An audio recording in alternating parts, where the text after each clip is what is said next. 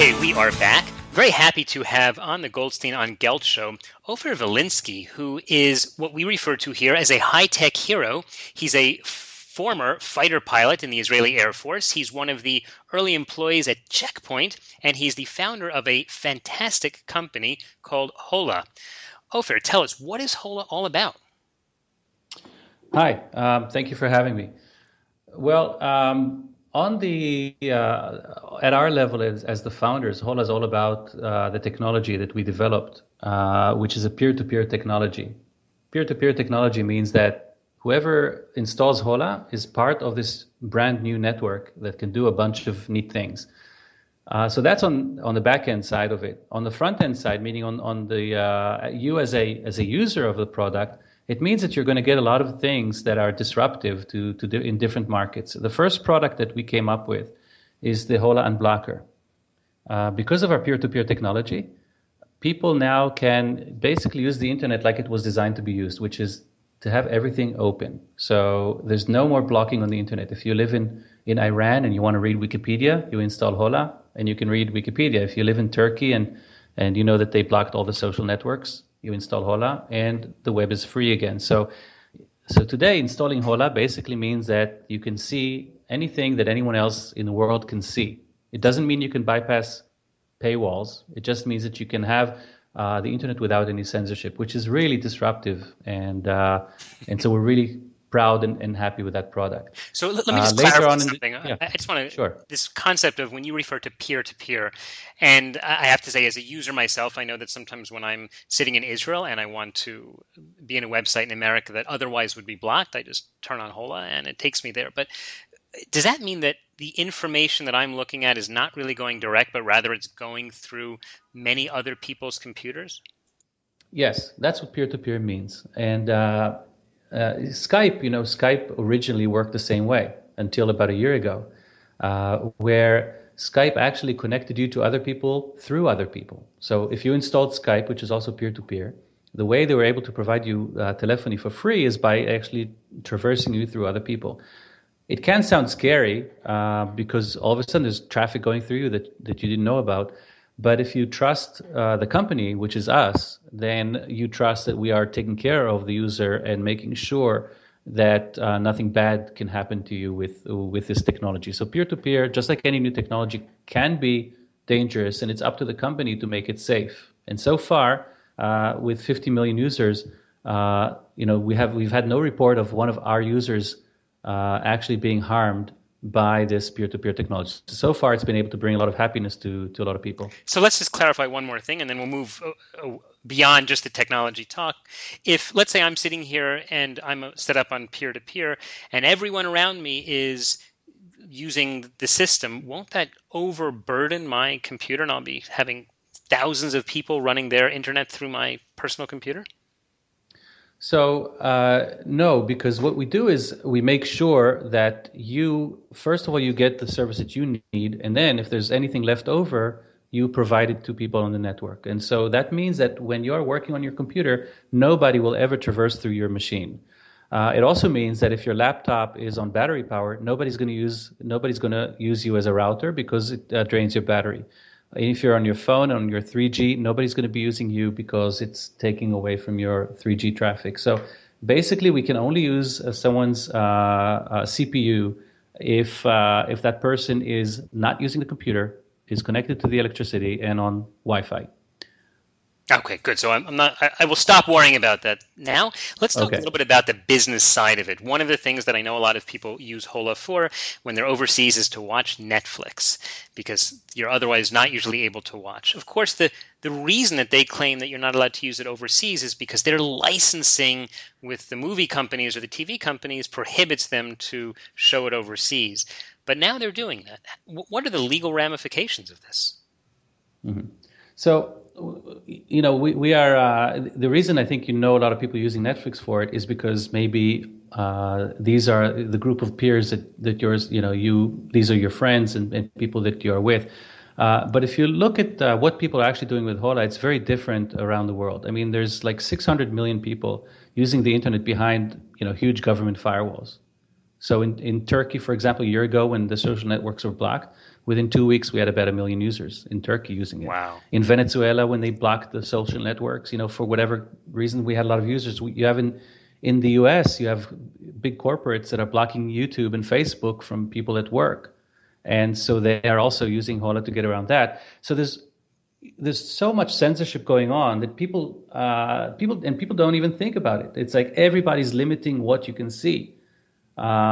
And so we've developed this technology that lets you see anything that you decide to see. Now, we say it very clearly, if you're breaking the law, don't use our product, right?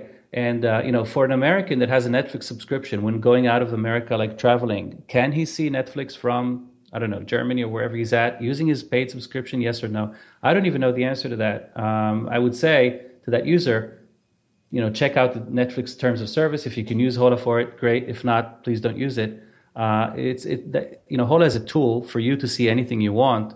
What you do with it is really your responsibility. I mean, for instance, for an Iranian, is it legal to read a Wikipedia entry using Hola? I don't know, probably not. I guess that's not really necessarily your concern. We're talking with Ofer Vilenski, who is a high-tech hero here in Israel. He's founded a company called Hola, which is not just allowing people to watch movies from wherever they are on Netflix, but really it's democratizing the internet. I'm saying re-democratizing. That's right. Because it used to be very free, and then we see a lot of restrictions started. So tell us, just from Israel's known as the startup nation, and you certainly have had your share. This is not your first time. How did you get this company started?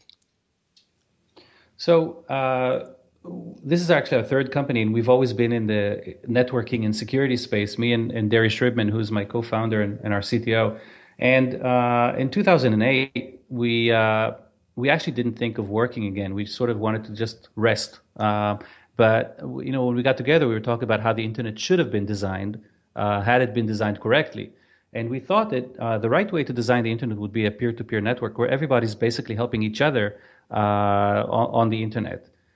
So if you watch something, you basically store that content, and then I would watch it from you, and I would allow you to route your stuff through me in a way that keeps everybody secure, but uses all of our computing power to make the internet better.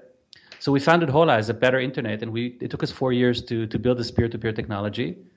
And as I said, the first implementation was making the internet open and what you call, a democratic internet, which is the way the internet was initially designed.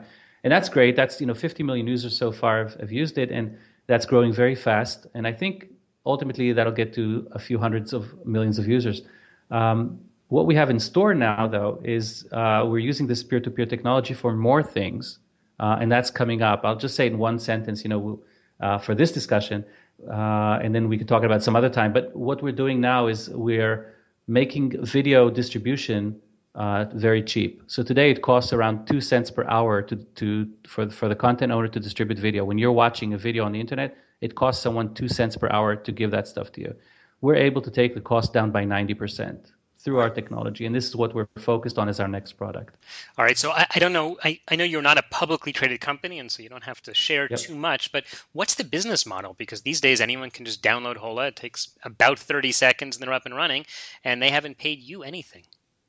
That's right. So one of the we must keep this product free, because if you want to make the internet free, it's not only for the rich guys that can pay $5 or $10 a month. It's for the guy in China, in Iran, and everywhere else in the world, and even in Israel and the United States, where they need everybody. It needs to be affordable for everyone. So we needed to figure out, what is the business model then? What can we charge? How can we make money so that we can keep this free for non-commercial use? And we found a really great way to make money with this network, which is that we charge corporations for this exact same service. So when I'm using it, I'm using your resource, you're using mine, and we're all happy. If a corporate wants to use this, for instance, for gathering business intelligence information around the web, then they would also use this network, and they would be paying for it. And this is actually the way that Hola makes money. So on average, for the average user, we're probably using your computer as a router for about 10 seconds a day.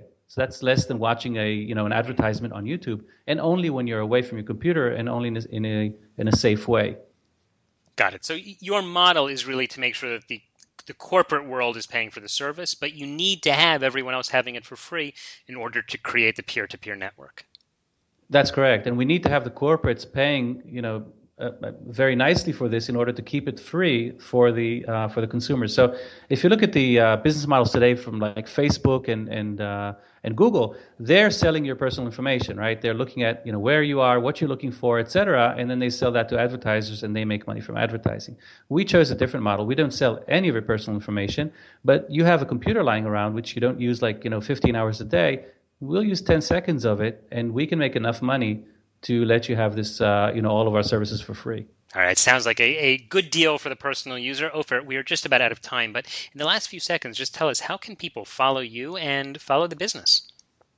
They can go to hola.org, HOLA.org, and look at the latest stuff we're doing. All right, it's actually very exciting. I would encourage everyone to do that, and we will put a link to that at the show notes of today's show at goldsteinongelt.com.